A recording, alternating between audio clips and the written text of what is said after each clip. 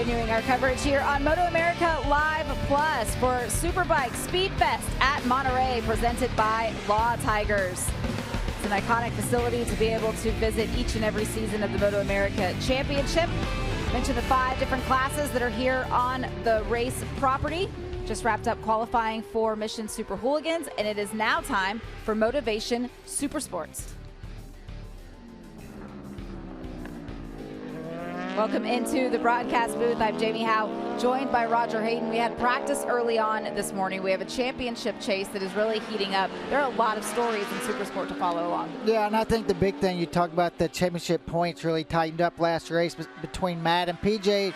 See if Matt can carry that momentum here this weekend and get a couple more wins, but PJ was really fast here last year. That momentum that Roger's talking about was on the heels of 2 back-to-back wins at the Ridge Motorsports Park, now closing that gap to just 10. But here in practice, PJ Jacobsen was at the top with Matthew Skoltz right behind him, and then Blake Davis rounding out the top 3. Yeah, another good session for Kayla there in 5th. Teague Hobbs was really strong that second race at the Ridge, able to be there at 6th. And welcome back Max Gerardo on the Yamaha there, setting in 7th. It's great to have Maxie back out. He put on a show at several of the races in his rookie season last year, so we'll see what he can do here in the hills of Monterey this weekend. See bikes out on the racetrack. 30-minute qualifying session for Motovation Supersport. Looks like the warm-up lap, the out lap, complete for a lot of these riders, so we'll start to see some times coming in. You see 2 teammates here, the number 15, that is PJ Jacobsen from the Rahal Ducati Moto by Expel team, with Kayla Jakob that you mentioned aboard that number 19 right behind him. And we've seen this at the last race as well. Kayla able to get behind her teammate early on in practice and qualifying, and what a great opportunity for her to have a teammate that's willing to let her follow and learn and chase him down. That's just huge for a young rider to be able to just follow somebody. And I like the strategy here with Kayla going out behind PJ, because she knows what his bike is capable of. She knows what he is capable of as a rider, and she uses him as a marker and tells herself, like, okay, he's not getting away from me here. He is getting away from me at this point of the track. So she's able to directly correlate what she has underneath her to what he has, and then put something together.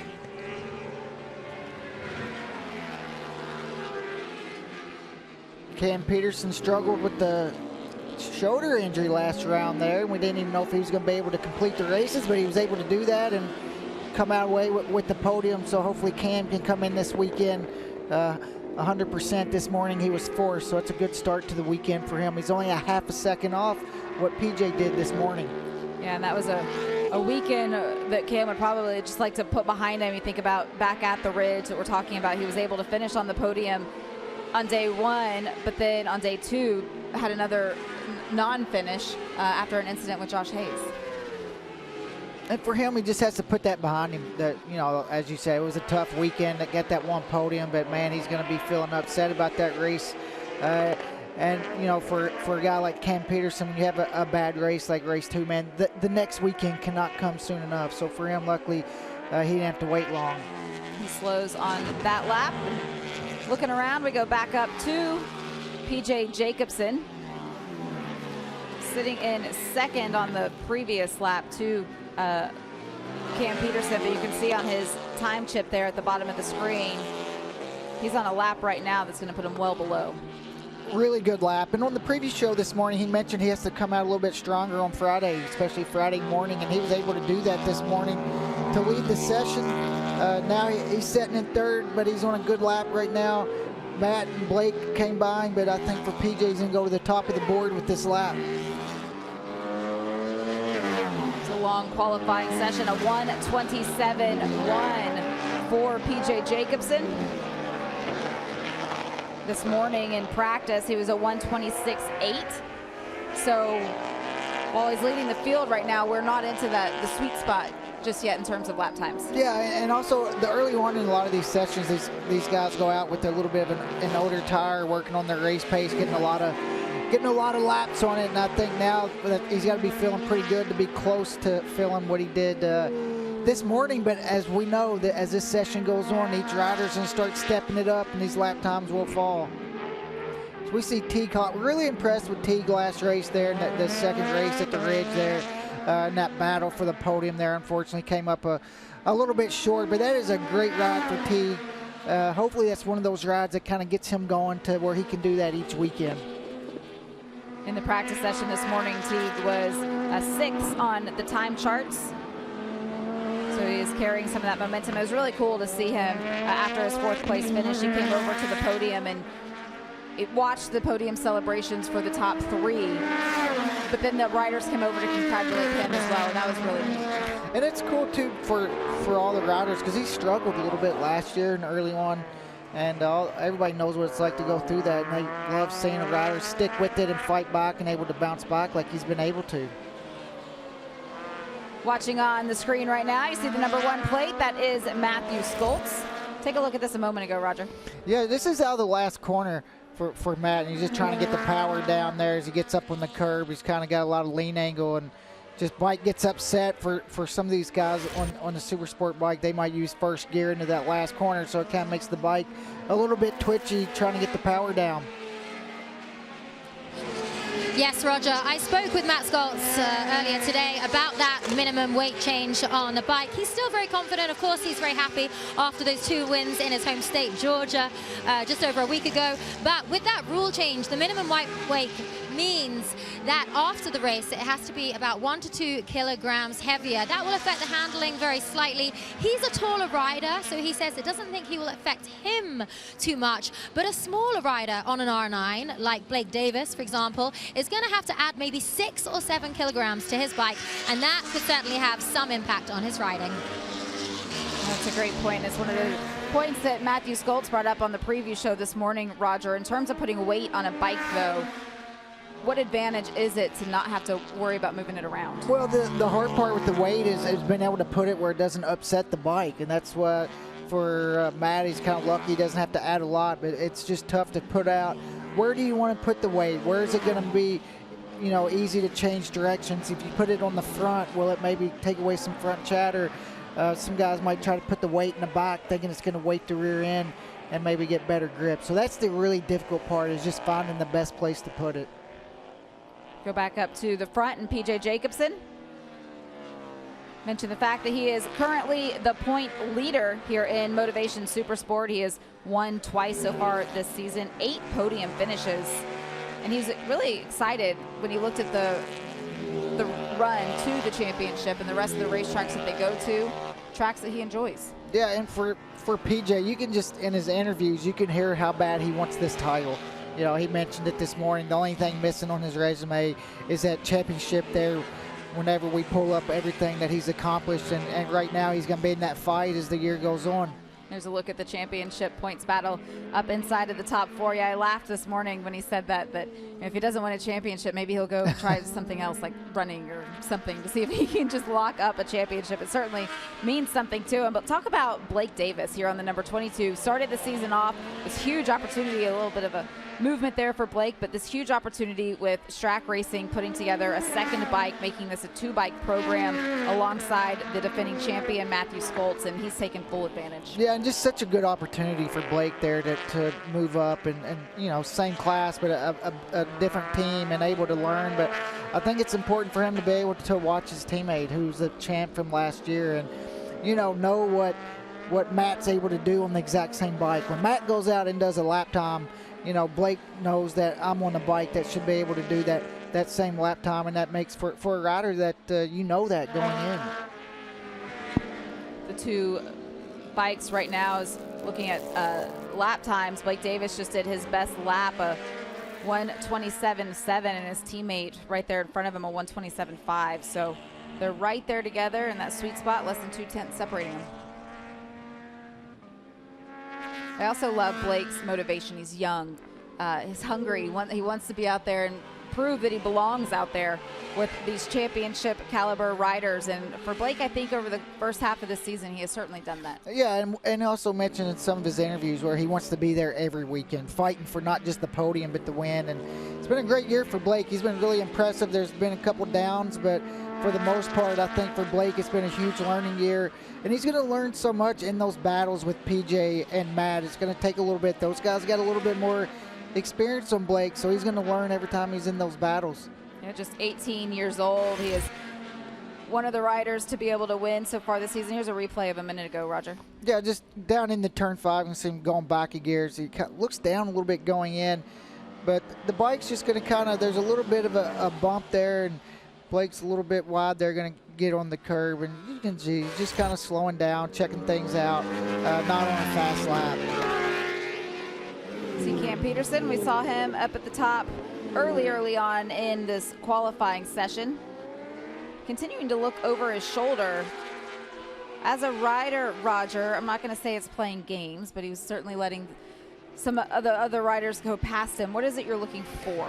I think he's either looking for a clean track, or he doesn't want somebody to follow him, or there could be something wrong with the bike that they're trying to get fixed, because he did look over after turn 1 and came through the pits. You see Matt there, a little out of shape again, going up over the corkscrew.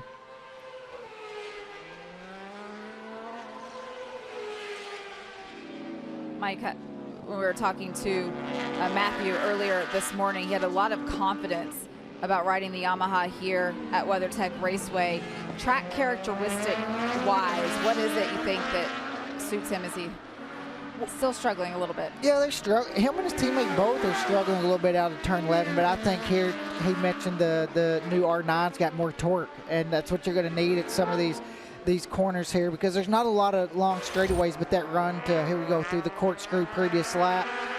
There you see the front end starting to move around, and the bike gets light. The track goes down right there, so it's not like it's smooth sailing. You got to really be, changing directions there pretty smooth, and for Matt, just made a little bit of a mistake. But even the run up to the corkscrew he mentioned, it doesn't really on TV do it justice, but it is steep. And when you have some, grunt off the corners like where he's at right now, you're not really low end RPM, but you're not top speed. It's just that middle of the torque where they seem really good. This is part of the track where Matt was really excited about the R9. This run all the way up the hill. Still over 16 minutes remaining in this first qualifying session. A reminder that you can play MotoAmerica for cash and Superbikes, Baggers, and the Supersport series. They're all live now on top sportsbooks and DFS platforms. Just scan the QR code on your screen or visit nxtbets.com/playma to see what's available in your location. You can sign up, claim exclusive bonuses, and make your picks now. And those odds will be reset after the first racing on Saturday, so you'll get to bet twice this weekend. Another look at Matthew Skoltz. Just struggling a little bit, and I think sometimes for a rider, you're kind of, whenever you come to a track where PJ's really fast, you can sometimes try to override a little bit, and then that's where the mistakes can come. And with Matt's experience, he's going to smooth that out as the weekend goes on. 1:27.5 is Matthew Skoltz's best time as we are nearing the halfway point here of this first qualifying session. You can see on the scoring pylon on your screen that several of the riders are making the early call to pit lane, start to work on some adjustments to get ready for the second half of this qualifying session. Saw right behind Matthew on the racetrack was the number 70 of Tyler Scott, certainly looking to move up from his current 9th position. You see on pit lane, there's Cam Peterson. Yeah, you're asking why he was looking around. He was definitely trying to come in the pits there. And, when you look back like that, you're kind of letting the riders behind you know that you're coming in. And looks like there's something going on. He's kind of been in and out of the pits there, and something just has looked a little off the last couple laps. Keeping the helmet on, though, he is at the ready as soon as whatever it is that they're working through is sorted. See two of the Rahal Ducati Motoby XPEL bikes. PJ Jacobson, our current leader, already there, and you see the number 19 on the back of those leathers. That's Kayla Yakov making her way over. So expecting some adjustments here. What a beautiful day here in Monterey, California. Remember, Roger, this morning we made our walk down to the broadcast booth, and the fog was still so heavy in the area. Very different this afternoon. Yeah, you couldn't even see the track this morning when we came in, and then it was just like a switch. The sun came out, and man, it's been a perfect temperature out there today. No wind, just perfect for all these riders and these crews, and also for the bikes. The bikes are going to love this temperature. What are they working on, Roger? Well, right here on PJ's bike, they're working on the rear shock, and that was kind of the same thing on Kayla's bike. They had the parts out to work on the shock, and everybody's just trying to find those little improvements where they can get a little bit better and talk to your crew and try to make those changes. These sessions go really quick whenever you're trying to change new parts or put a new rear shock on, and looks like for them they're going to go not just change, update the shock, but put a brand new one in, and that could be stiffer. The rebound could be a little bit different. There's so many different things that they could be going on with that shock, but they want to do a lot bigger change. And you know, this could have been something that they had planned going into the session, where they wanted to try this at some point. Back to back, a change here in the setup. PJ Jacobsen already leading this first qualifying session. Over half a second between himself and his championship rival Matthew Skoltz in terms of lap time. So this will certainly be a good test of this change. That's a really good point about to be able to back it up with the track temperature the exact same as it was when he went out 5 minutes ago, because sometimes you make changes and you go out and the track temperature is a lot different. You go out in the morning and you know you think it feels better, but it could be the track conditions. So it's a great opportunity to back-to-back a couple changes. See the number 70, there's Tyler Scott. I was mentioning seeing him out on the racetrack just a few moments ago. Sitting fourth in the championship point standings. He's been on the podium twice this season, but still looking for that first win. And his body language, Roger, I'm not sure that he's feeling as comfortable as he'd like to at this point. Yeah, and at the Ridge, he was so strong that first race. It looked like he was going to chase Matt down, struggling this morning. He struggled early on at the Ridge also, the first day, but I'm with you. The body language looks like, you know, they just can't figure out exactly what the problem is. Currently being shown inside of the top 5, but when you look at the gap between himself and pole, where he wants to be and believes that he's capable of being, there's over 0.8 of a second separating himself and PJ Jacobsen, so certainly some room for improvement there. A lot of the bikes down on pit lane right now. Here's a look at the weather, 107 degrees Fahrenheit out on the racetrack. A very comfortable, beautiful 65 degrees ambient, and that humidity staying below 70. It's just great outside right now. You can see almost all the riders inside the top 10 are on pit lane right now. So you can see it's getting the crunch time of the session. Everybody's coming in and possibly going to go ahead and get a new rear tire and go out. And you know, this is a qualifier, so it's going to be really important. You mentioned the fog, and it could be foggy in the morning where that second qualifier, and the track could be a little bit greasy like it was this morning, so this could be the session. This is what we're expecting to be this very similar conditions for racing later on this weekend, but to that point, Roger, this could be the time where the pole time is set. So you see riders starting to make their way back out to the racetrack. There's the number 15, PJ Jacobsen, the first to get those changes made, and they weren't just little ones. This bike is going to feel different. Yeah, and it's some big changes, so probably go out and maybe even the same tire to really be able to back that up. And man, when a rider's on top, these teams and these riders, they're always just looking for a little bit more, even whenever they're setting P1.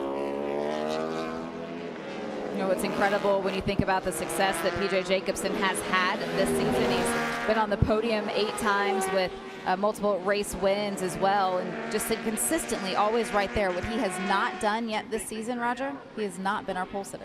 Yeah, and I think he'll take those wins, but he would like to be on pole this weekend. This morning when we interviewed him, he was just so fired up for this weekend. It's going to be fun to see what PJ can do. See Kayla Yakov sitting at the wall, ready to get back out there. Under 10 minutes remaining here in this first qualifying session for Motovation Supersport. And you can see on the scoring pylon, a number of the bikes starting to make their way back out, so they'll get back up to speed on that first out lap, cross the stripe, and then see how low they can go. Track record in Supersport, Roger, you have to go all the way back to 2017, a time set by Garrett Gerloff. Outright track record, a 125.4. We're at a 127.0 right now. Got a ways to go, and that's the number 41 there. That's Max Girardo on the Altus Yamaha back this weekend on the R9. So he's in a good spot, setting in 8th right now to be able to follow PJ. PJ had his head down as he came across the stripe. So fun watching him go down into turn 2 there, the way that backing it in like that, almost like he's on a super motard bike. You can tell he is pushing hard this lap. It didn't look as stable as his run earlier.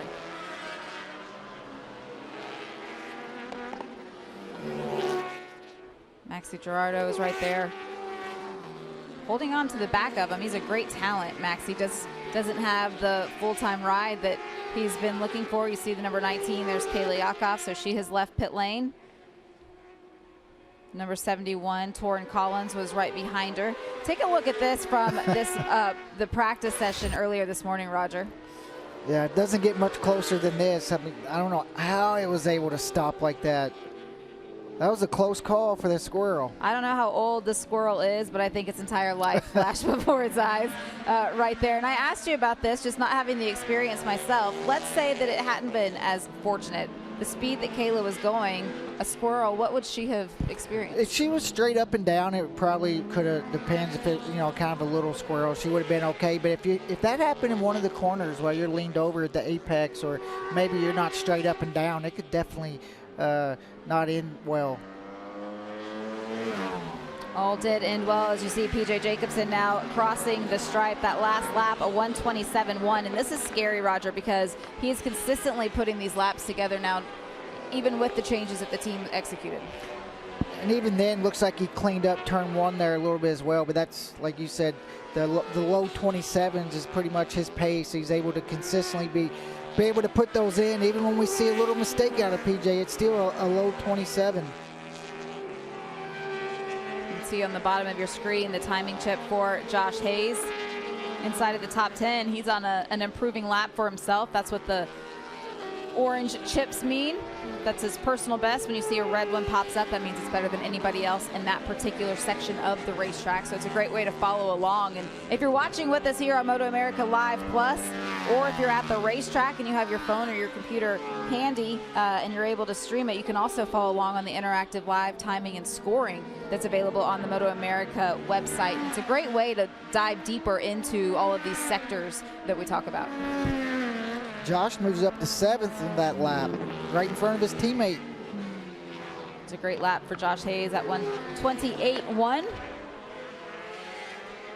His teammate T. Cobbs that you mentioned having his top 5 finish in the last race, coming in with a lot of momentum and confidence after being able to run up front with those riders. But for Josh, he's wanting to rebound. He wants to turn around. Yes, he won a race earlier this season, and it was great to see. It was in the rain back at Barber Motorsports Park in the opening rounds of this championship. But for him, he's been inside the top 10. He's been close to the top 5. He wants to get back up there to the sharp end. Yeah, just the last couple races have just kind of struggled, like you said, but inside the top 10. But for Josh Hayes, he wants so much more. He wants to win. He's not, not just wanting to be happy with top 5. So it's going to be a big weekend for Josh, and maybe they get that momentum back to where he's running at the front. Going back to Matthew Skoltz. You can see he is improved, a 1:27.264 for Matthew Skoltz. So he's closing that gap down to PJ Jacobsen, now under 0.3 of a second. But PJ continuing to push and continuing to find just a little bit more. He just went red through the first sector on his last lap. Yeah, and PJ right now, if he can continue this last sector, he could be a high 26 this lap. It's really difficult as he goes through turn 10 here. When you're on a good lap, this turn 11, not outbrake yourself. You see how hard he is on the brakes. It's really hard when you're on a good lap to not outbrake yourself and kill your drive. See him square himself up, put his head down, tuck in tight, come across the stripe, and for PJ Jacobsen, a 1:26.819, dropping it even lower. Best lap of this first qualifying session opens that gap up to Matthew Skoltz by nearly half a second now. But we know that Matthew's been to pit lane. We know that he's continuing to find some improvement as the clock continues to kick down on this qualifying session. He went red through sector number 2, currently being shown a little bit slower, a little bit off the pace to PJ, but closing that gap substantially. And for him, he's just got to put those sectors together. You can see his first and third sector was slow. The red one is best of anyone, so just needs to get a lap where he puts them all together. See the power of the Yamaha coming across the start-finish line, improving to a 1:27.137. So that gap now just over 0.3 of a second. Cameron Peterson sitting in third right now, provisionally on that front row, but he is on an improving lap as well. He's getting a little bit of traffic. Was it enough to slow him down, or can he continue out this pace? 1:27.4 for Cameron Peterson, so he was not able to improve his time, but he's consistently right in that mid-27 range. We go back to Kayla Yakov, currently in 6th. She's been improving over the course of this lap through sectors 1 and sector 2, not able to hold it through that 3rd sector, but as she comes closer to the stripe, we'll see for Kayla Yakov improving to a 1:27.74 for Kayla, able to move up 1 position into 5th, getting around Tyler Scott. You see Dave Anthony there on the number 25. He was right there around her on that lap, but not dealing with any traffic right now is Matthew Skoltz. You can see what that's done to his lap time. Yeah, and that 3rd sector, he just struggled a little bit through there. Now he's in the 4th one. He was almost a little bit under what PJ did, but he's just losing a lot of time in that 3rd sector. Coming around the final turn for Matthew Skoltz. Let's see. He's able to hold it on a 1:27.0 for Matthew Skoltz. So getting closer and closer to dipping in to the 1:26s, but he's going to get another lap. And with nobody in front of him, Roger, track conditions the way that they are perfect right now. Think he has enough left? I think he does, and I think the big thing for him is just putting it together as he comes through the first split now. We'll see what it looks like when it pops up on the board. It's not a personal best.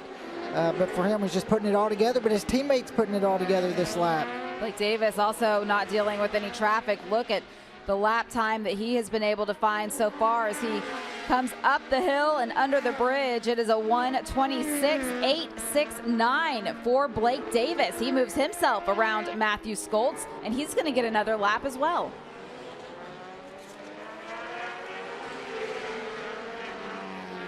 The momentum he was able to carry on that last lap, Roger, with nobody around him, you can see him using it here. It was a great lap for Blake.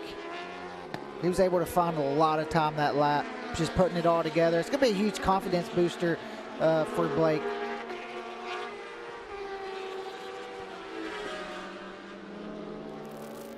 Able to get past Ty Scott, who is right there behind him. See the pit box of Cam Peterson looking on our timing and scoring screens right now, looking at the squiggly lines, as they call them, on the, the data screen as well. Go back out to the racetrack. There's number 19, Kayla Yakov. Personal best through sector 1. It's all about connecting the dots to put together that best lap time possible. Kayla right now inside of the top 5. This will give her something to work with.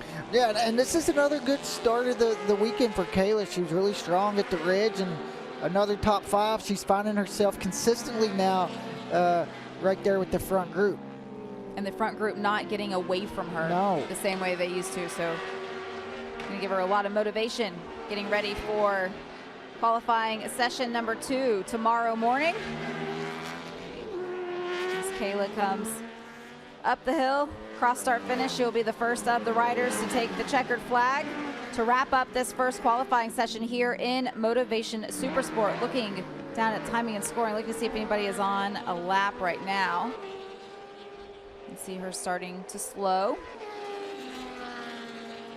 A little shake of the head. Yeah, looks like she's a little disappointed. Seems like she might not be as happy as we expected. We watch Cameron Peterson as he continues on this final lap. He went personal best through the first sector. A lot more confidence here coming down the hill. Yeah, and look at that lap. Might move himself back onto the front row if he's able to keep it clean these last couple corners.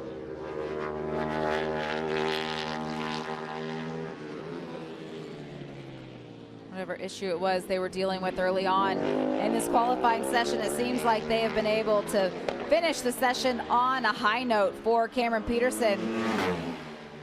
He will be able to improve to a 1:27.2. It's not enough to put him up onto the front row, but it's certainly a little bit more information to work with to get ready for tomorrow. Yeah, and just get him a little bit closer to end the fight there with that last lap. So we're going to have to find a couple tenths here and there, but for him, that was a good last lap.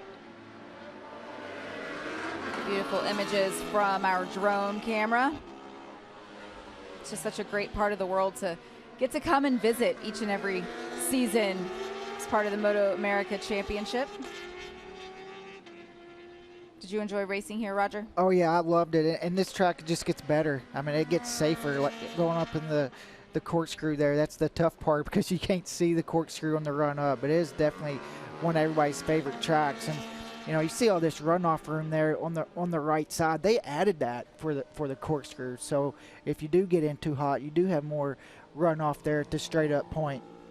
Everyone here at WeatherTech Raceway Laguna Seca wanting to work on the longevity of this racetrack. Take a look at the qualifying results. We covered it. PJ Jacobsen not only leads our points, but has led the practice session, leading this first qualifying session. But that gap is starting to close between himself and the rest of the field. Yeah, and Tyler Scott was able to close up that gap as well. They're setting in 5th. Josh Hayes, seeing him inside, closer to inside the top 5. Going back down, you see Max Van there in 11th. Corey Alexander, his second class here of the weekend, was able to stay inside of the top 12. And Edgar Zaragoza rounding out our field of 23 here in Motovation Supersport.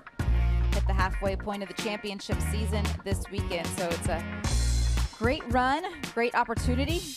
Talk about opportunity, Roger. Let's take a look at the odds to win. What do you think? I mean, I think it's hard if you go by looking at today, PJ, what he's able to do. And then if you're looking for a long shot, Cam Peterson, also Kayla there.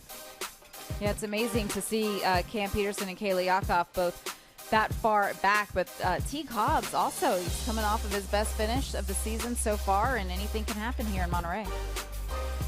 Take a look at the highlights from this first qualifying session. We'll start off with our 3rd place finisher with the number 1 plate, Matthew Stoltz, able to close the gap. Yeah, and I think for Matt needs to just try to put all the sectors together. We've seen him struggle a little bit out of turn 11, and then also the corkscrew. He was struggling through there, and that's right into the 3rd sector where he was losing quite a bit of time. And his teammate, the number 22, Blake Davis, the young 18-year-old rider, certainly starting to put on a show. Could this be a turning point? Yeah, and that was a good lap for Blake. This is a tough track for a young guy like Blake to come in and get himself right there in front of his teammate there in the front row right behind PJ. He's got to be happy with that. But they've been chasing this guy all weekend so far. This morning they were chasing him. They're chasing him again this afternoon in the first qualifier. PJ came to play this weekend. Yeah, for PJ Jacobsen, it's just 0.05 of a second over the rest of the field. We'll step away, and we'll be back after this.